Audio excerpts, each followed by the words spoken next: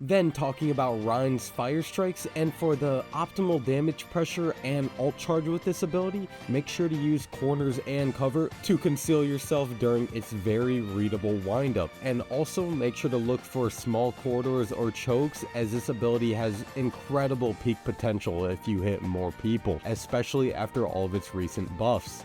Next up, onto my man Roadhog, and for his pigpen, I would say the key factor is actually in the placement of this trap. It's very often I see Hog players throw that disc down right in front of the enemy, often in plain sight, but this is actually a very awful mistake. This is because his trap is vital for getting his one-shot combo, but also for focus fire, as the slow plus DPS once they're hooked into the pigpen is actually very powerful. Do not sleep on this ability.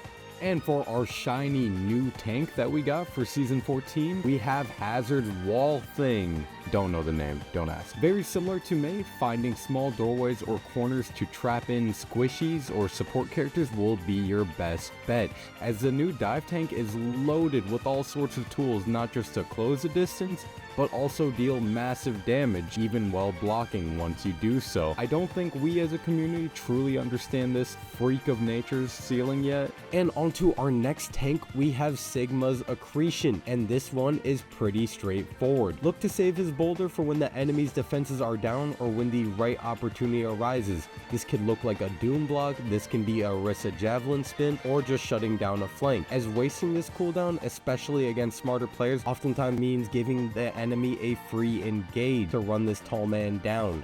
And next up, we have Ball's Adaptive Shields, and other than the ally overhealth change and smaller buffs that this ability has gotten, the general use has not changed very much. If possible, using this in tandem with the 5-man pile drive means that you'll be in the best position to get the max overhealth. As peak potential, he can reach up to 1300 HP while not even taking headshots most of the time. Do not sleep on this hamster because he's low-key a menace right now. And next up, onto a more rudimentary tank hit, we have Zarya's ally Projected Bubbles. And it's funny because it wasn't until I started doing the research for this video that I realized just how simple Zarya's kit is. It really got you playing a walking bubble generator with an occasional black hole as an ultimate. Make sure to keep track of your team's and enemies' ultimates, as well. I do joke about downplaying the bubble's effectiveness. One well-executed bubble paired with an ultimate like a Genji blade or used defensively against a ultimate like Gravitic Flux can swing entire team fights. And then we have everyone's favorite tank, Orisa, and more specifically her javelin spin.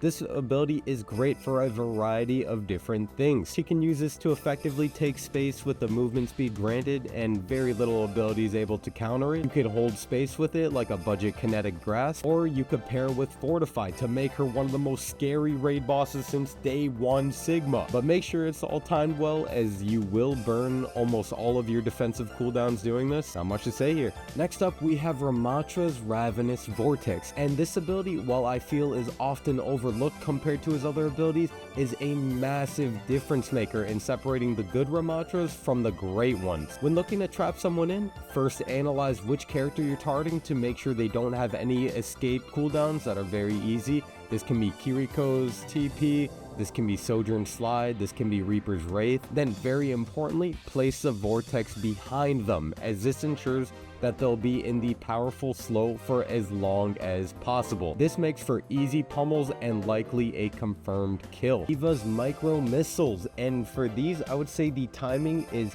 key for getting the best value out of these, as especially after buffs, these are quite an underrated ability with insane potential DPS. While it's very common to see Diva players use micro missiles into a Rein shield or as just redundant chip damage against a tank, oftentimes waiting to close the distance, usually paired with her boosters when using these, will be your best bet, as especially on larger hitboxes like Torb or Bastion, you can oftentimes just melt. And for the next one on the list, we have my main man Monkey.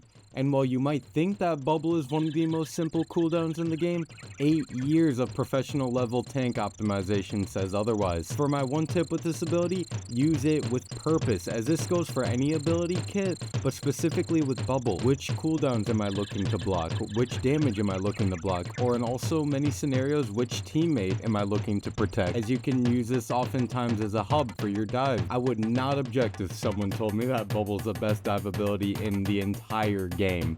DK though, don't at me. And next up we have Junkrat Queen, and more specifically Junkrat Queen's Carnage, or Axe as probably most people know it. This is definitely one of my favorites, as this ability is incredibly satisfying to hit and also very powerful. Predictably, wait until the enemy team closes the distance and make use of good corners or cover to hide yourself, as the ability does have a very counterable windup. Doing this, one, catches them off guard, but also maximizes damage, self-healing, and your own cooldown on the ability, as it does scale with the number of people that you swing on. Love this ability. And luckily, I saved everyone's favorite tank for last, as especially in the current post-Orisa meta fallout that we're in, another all too familiar face has taken her spot in the collegiate meta, and this would be Mauga, and specifically Mauga's Cardiac Overdrive for this ability. But on a less apocalyptic note, I see a lot of Mauga players make the mistake of burning his Cardiac Overdrive far too early in the fight, when in reality, waiting for the right moment, often with a tank or a large hitbox able to farm, will be your best bet. Always try to remember that without burn targets, you're pretty much just using a dollar store fortify. When using Ashe's Dynamite, first look to scout out where the enemy team wants to hold position. This can often look like a hit scan holding cover, or even better, a team stacked around a tough choke point like King's Row. Then look to see what angles you can get with your Dynamite, as this can be extremely important in not just farming Bob, but also applying a very potent pressure with the DPS anti-heal. And next up on the DPS category, we have Bastion, and for Bastion we have his... Wait, he doesn't have an E ability? It's like the devs don't even like this character. This character's dead. I rest my case. And next up for Cass's Hinder. Okay, I guess it's somehow a flashbang again. While you may want to instinctively use this at first sight of a kill opportunity, contrary to the name, the ability isn't quite as good as the Overwatch 1 flash in confirming kills after nerfs, and experienced players can easily outplay or call when this ability is used, making Cass a sitting duck, focus fire, and dive. So save this for the enemy's engagement.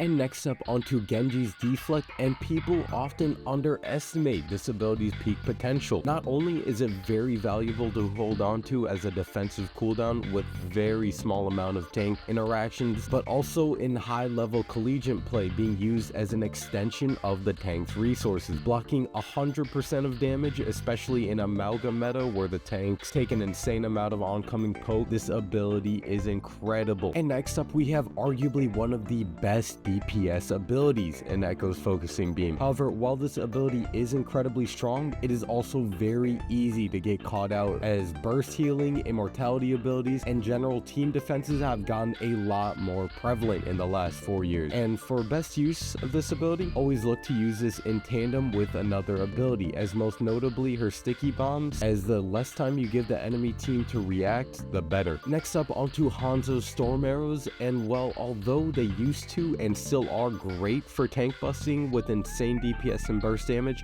I would argue they are just as good, if not better, being used in duels like you would his normal arrows.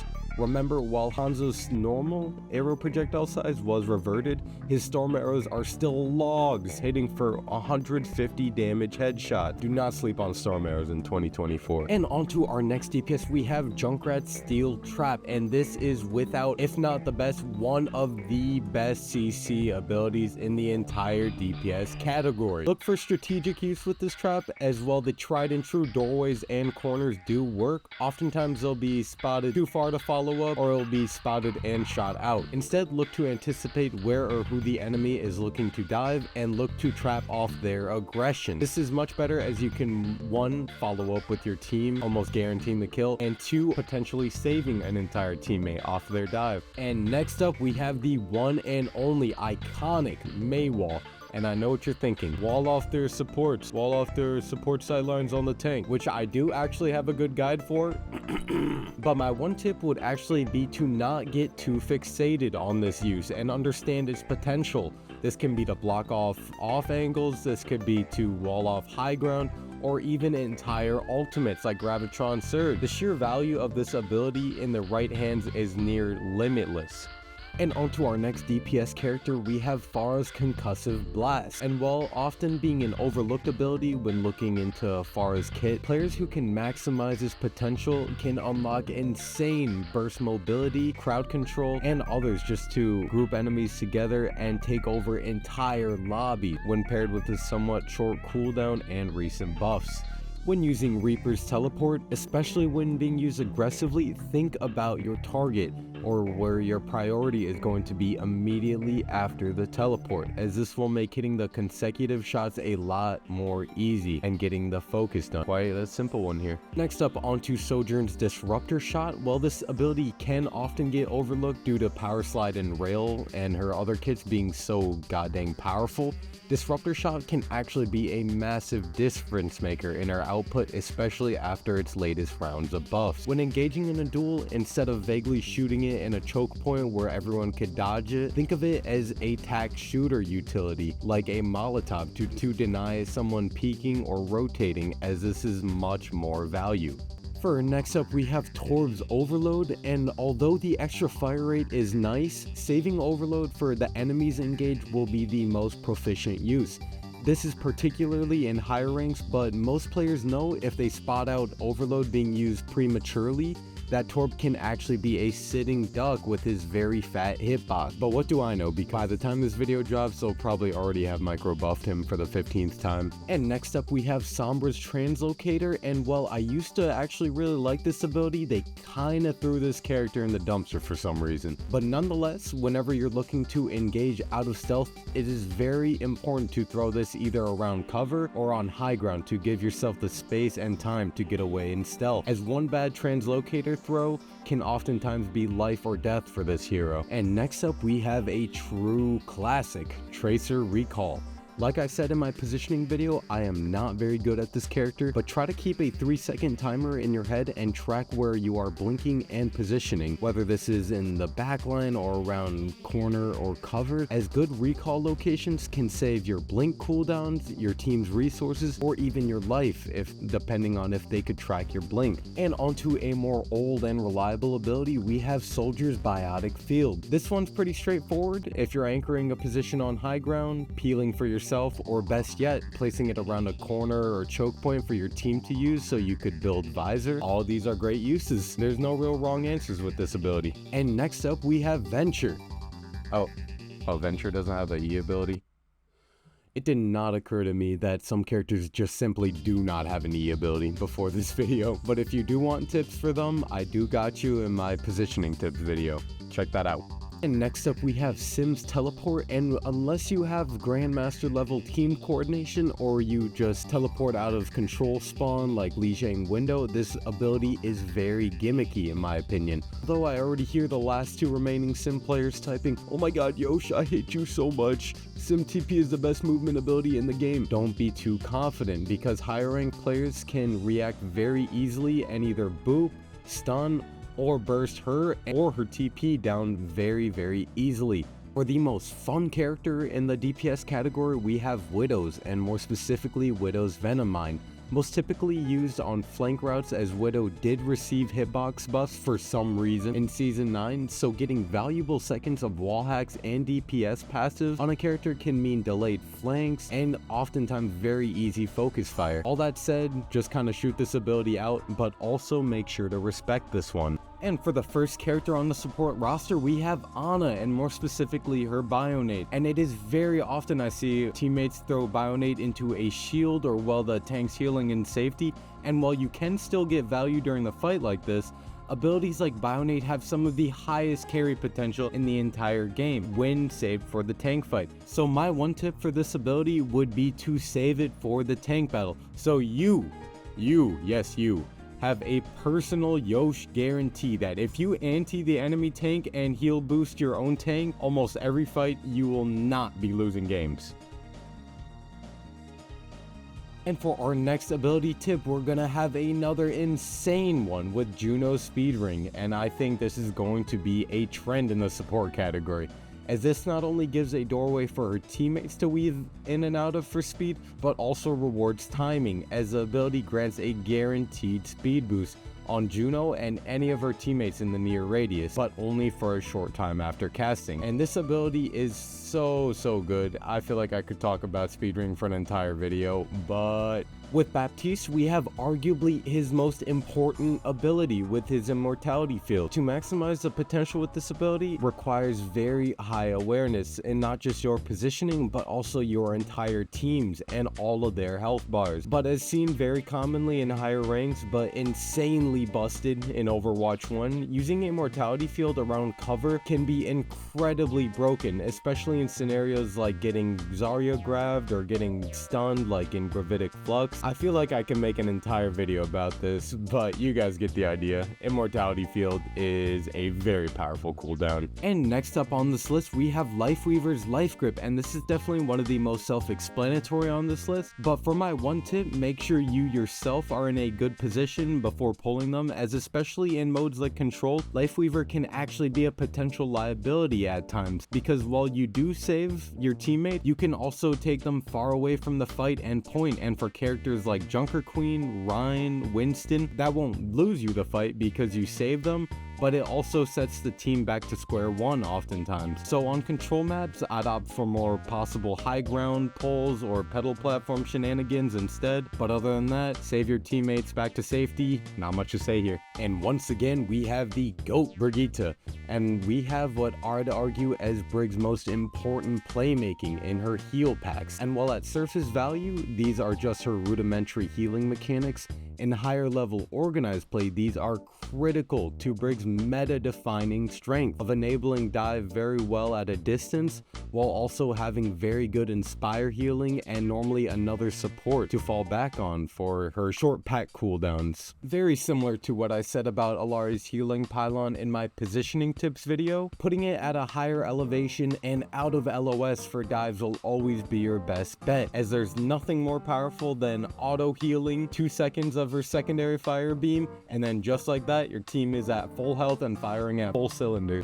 The positioning of your pylon placement is the most important part in maximizing your value as Illari. And for our next in the support roster, we have Kiriko's Protection Suzu, and for my one tip with this ability, I would say to either use TP or Suzu and to save one of them for yourself, as one very common mistake I see is people using her teleport and Suzu at the same time. And while I see the standpoint, you could potentially bait an engagement from an enemy and then teleport out and then save a teammate at the same time, not necessarily, because while you might get lucky sometimes and survive, you are left with 0 cooldowns to get out again. And think about where your teammates normally are when they're in that low of health, normally in a bad position. Sorry for the yap sesh, but I just think it's kind of a bad habit. And moving on onto Mercy's res, which is what I'd argue as easily her best play. And for res, my one tip would be to not hesitate with this ability, as this very often I see Mercy's either hesitating too long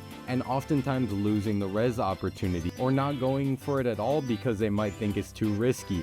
And while oftentimes you might be right and people will outplay it, it can also go in the opposite direction where you don't try it enough and you don't get as much value as a character normally can. You'd be surprised at how much carry potential Mercy can actually have when this ability is maximized. And moving on onto Moira's Biotic Orb, and following the trend once again, this is definitely Moira's biggest playmaking. For my one tip, I would say to wait for a teammate, as combining her damage orb with a coordinated dive like a monkey or a Genji and your own alt fire suck, which also keeps getting buffed for some reason, can actually be an extremely powerful combo if executed correctly. Use this on an Ana, use this on their backline, do not sleep on this one. And now onto my favorite frog, Lucio, and Lucio's amp is definitely one of the most self-explanatory on this list, but is also very powerful. For my one tip, I would say to use this either innately often or literally on cooldown, as other than maybe holding it for your team's first engagement with speed,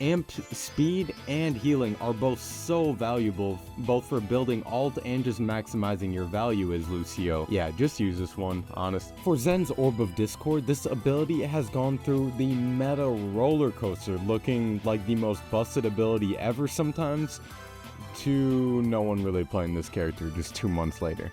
But for my tip, I would say to use LOS to your advantage. Make sure your target, which should normally be the tank most of the time, keeps it, as the longer you stare him down, especially on a character like Mauga or Orisa, the easier they can be mowed. It's a little bit hard because you want to keep them at a safe distance since you're playing Zen, but you also have to keep constant LOS to keep on Discord. This character's in a rough spot right now. YOSH!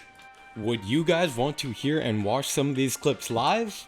Nah, just kidding, I don't have a live stream. But let me know if you guys would want to hear more of this voice and gameplay live. I understand if not, completely, but let me know because it would mean the world to me if you guys would watch me live stream. But thanks as always for giving me a chance, as my first video did incredibly well compared to what I thought it would do. And if you guys want more content, make sure to subscribe, or don't, because I'll probably keep making content regardless. But either which way, thank you.